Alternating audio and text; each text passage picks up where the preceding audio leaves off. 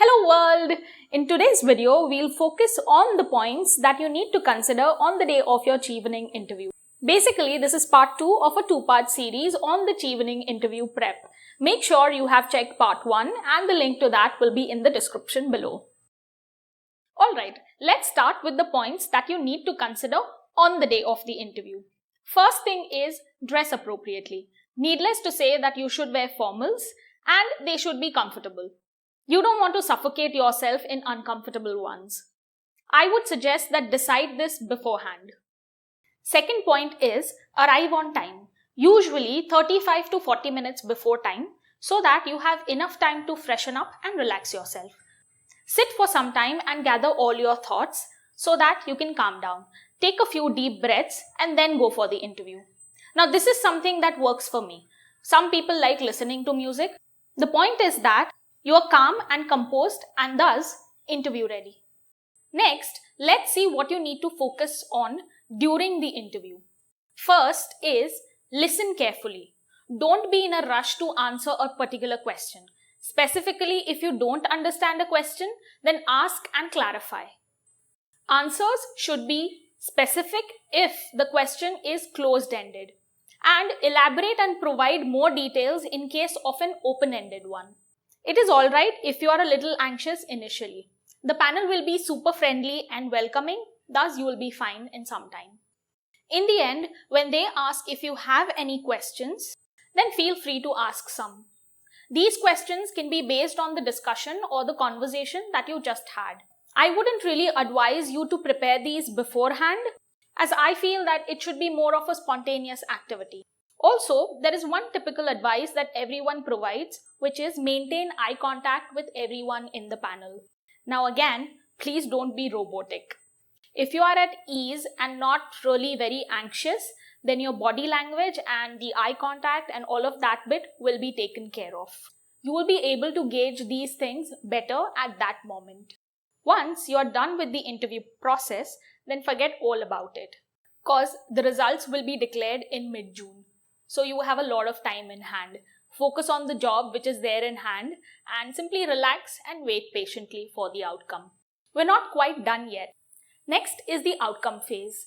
If you are selected, then congratulations. If not, then do not get disheartened. Write an email to the Chevening Secretariat and ask them to provide the feedback. Take that feedback into consideration and improve upon those points and apply for the scholarship again. Personally, I know of people who have cleared the interview round in second or even third attempt.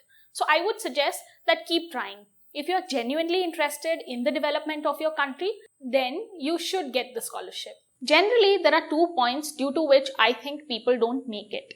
First being the anxiety levels. It is normal to be anxious, but if you're anxious beyond a certain limit, then you won't be able to come up with an appropriate reply for a particular question. It is important to be at ease, because even when you are thoroughly prepared and still tensed, you may mess up.